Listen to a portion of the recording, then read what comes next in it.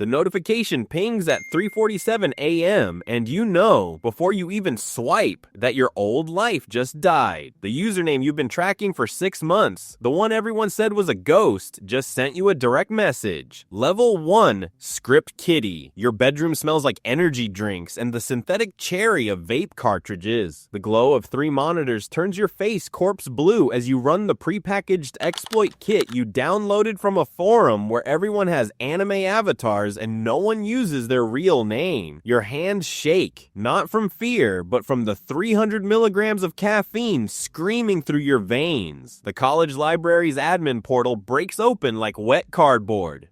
You're in.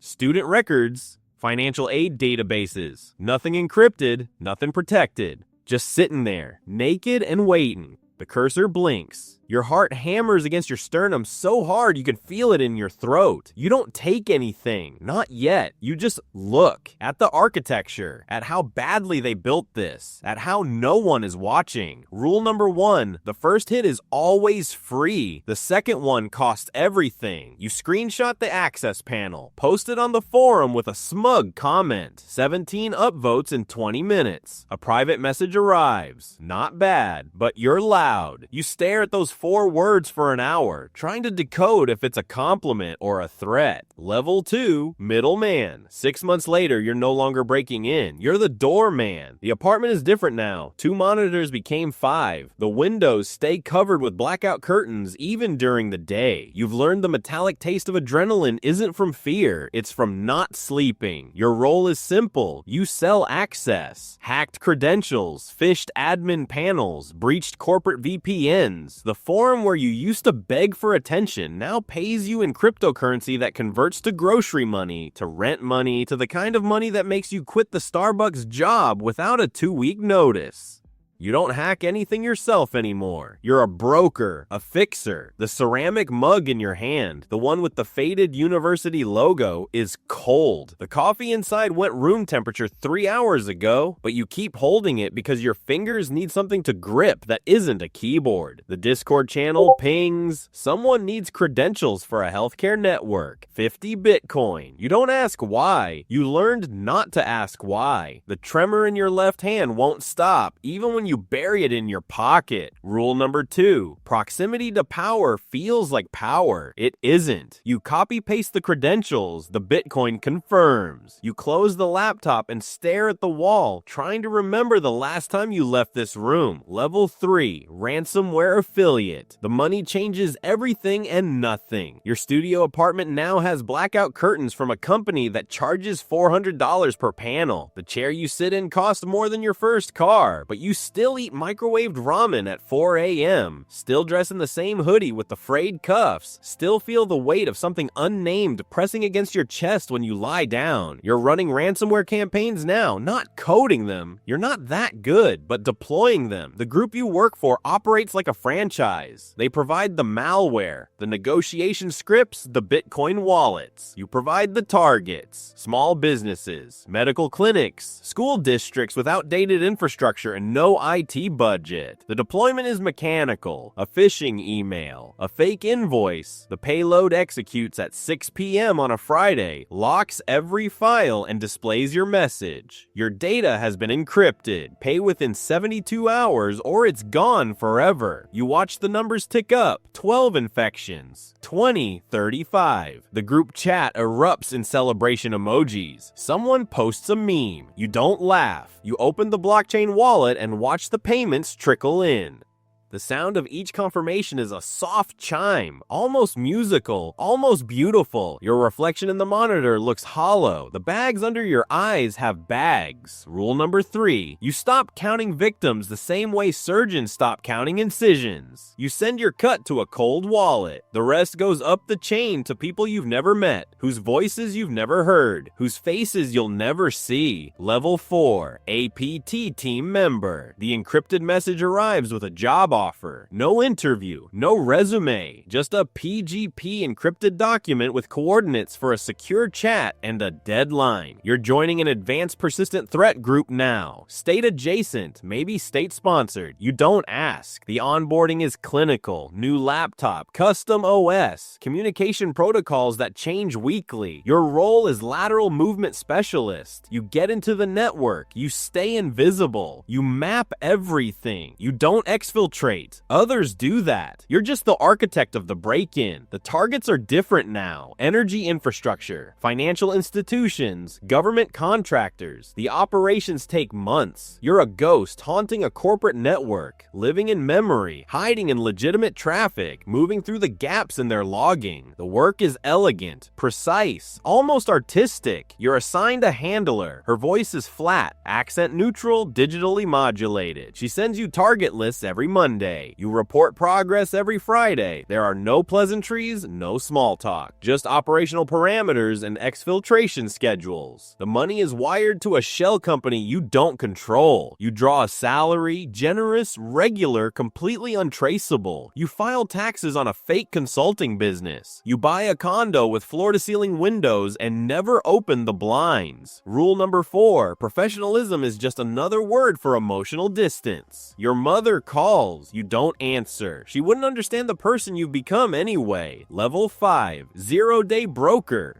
You discover the vulnerability by accident, a flaw in a widely used library, unpatched, unknown, a 0-day that could crack open half the internet if weaponized correctly. Your first instinct is to report it. Your second instinct is to price it. The broker marketplace operates on reputation, verified discoveries, proven exploits. You list it anonymously, remote code execution, no user interaction required, affects 40% of Fortune 500 infrastructure. The bidding starts at $500,000. It ends at $2.3 million.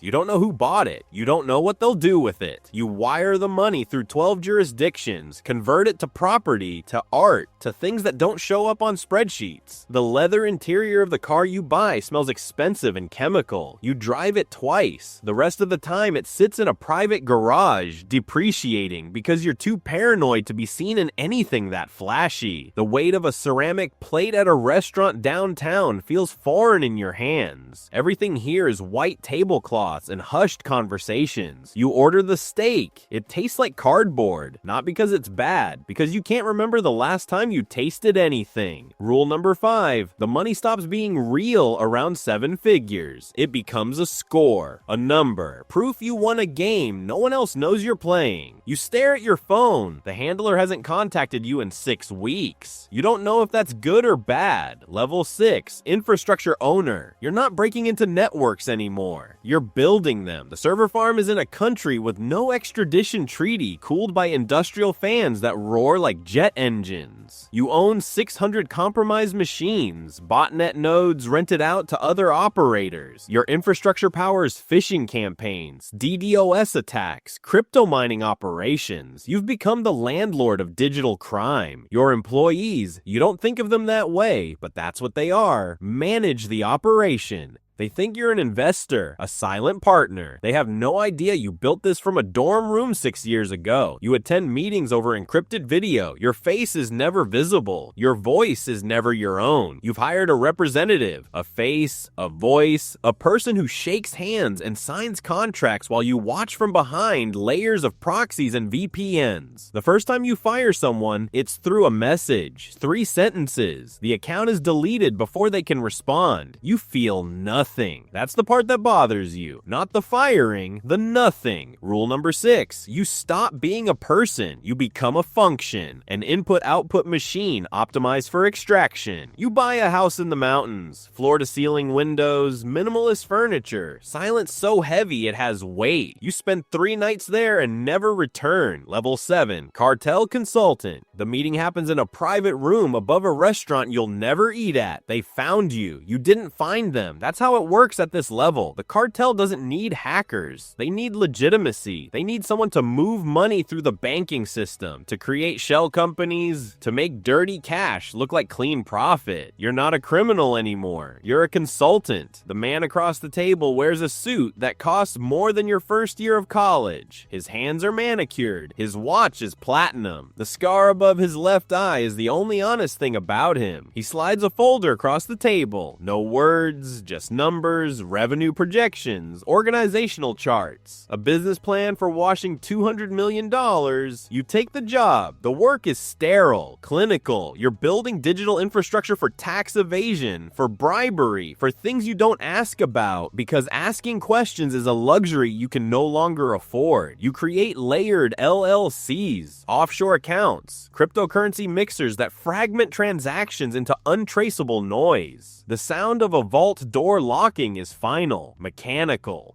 It's the sound of permanence. You hear it every time you deliver a report, every time you invoice for services rendered, every time you remember that you can't leave. Rule number 7, once you take cartel money, there's no such thing as retirement, only renegotiation. You sleep 4 hours a night, dreamless, chemical, level 8, ghost operator. You disappear, new name, new passport, new face, not surgically, but digitally. Every record of your existence has been scrubbed, rewritten, or destroyed. You operate 3 identities across 4 continents. None of them are real. All of them are documented. You work for governments now. Not officially, never officially, but the contracts come through intelligence cutouts, private military contractors, shell agencies with acronyms you've never heard before. Your job is simple. Make problems disappear. Blackmail politicians. Sabotage infrastructure. Discredit dissidents. You've become the thing you used to fear. The invisible hand, the unseen force, the reason systems fail and no one knows why. The cold sweat on your neck at 3 a.m. isn't fear anymore. It's exhaustion. You've forgotten what it's like to feel safe, to trust a network, to believe a conversation isn't being recorded. Your handlers change every 6 months. You never meet them. They never use your name. You're a number in a budget, a line item in a Black Ops ledger. Rule number 8, the higher you climb, the thinner the air.